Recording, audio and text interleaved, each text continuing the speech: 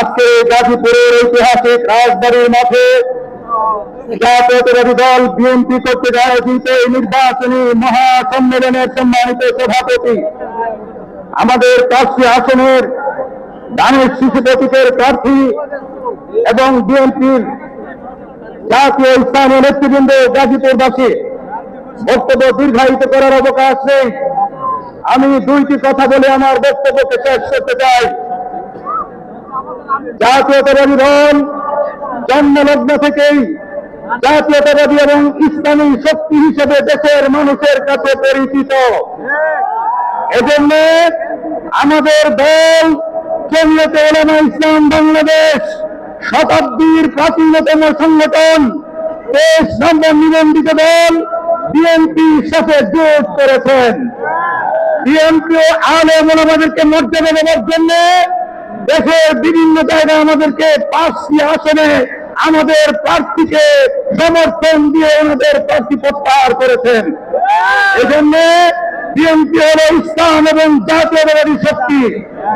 2 নম্বর কথা হলো হেফাজতের আমির আল্লামা মহিবুল্লাহ বাবুনগরী বলেছেন, হাটহাজারী মাদ্রাসার মহাপরিচালক মাওলানা খলিল আহমদ কুরাইশি সহ মাওলানা নুরুল ইসলাম অলিপুরি সহ দেশের শীর্ষ 100 আলেম বিবৃতি দিয়েছেন 10 দলীয় জোটের নামে যারা 47-এর পাকিস্তানের ইসলামের কথা বলে এটা কোন ইসলামী জোট নয়।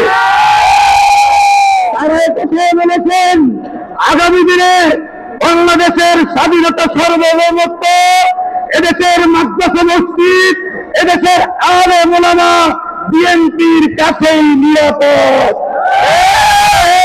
12 তারিখ সারাদিন তাদের শীষে ভোট দিন। 12 তারিখ সারাদিন দিন গাজীপুরের 5 আসনে এম ফজল হক মিলন সাহেব, গাজীপুর 2 আসনে মঞ্জুর করিম রনি সাহেব এবং গাজীপুর 1 আসনে জনাব মেয়র মজিবুর রহমান সাহেব, গাজীপুর 3 আসনে ডাক্তার বাচ্চু সাহেব, 4 আসনে রিয়াজুল হান্নান ভাইয়ের জন্য জমিয়তুল উলামা ইসলাম গাজীপুর জেলা এবং মহানগর কাজ করবে। আপনারাও কাজ করবেন। বিজয়ের কোন মার্কা আছে? সেই মার্কা আরো করে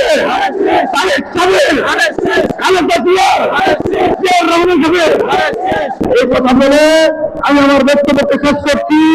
আল্লাহ হাফেজ। বাংলাদেশ জিন্দাবাদ। বাংলাদেশ জাতীয়তাবাদী দল বিএনপি জিন্দাবাদ।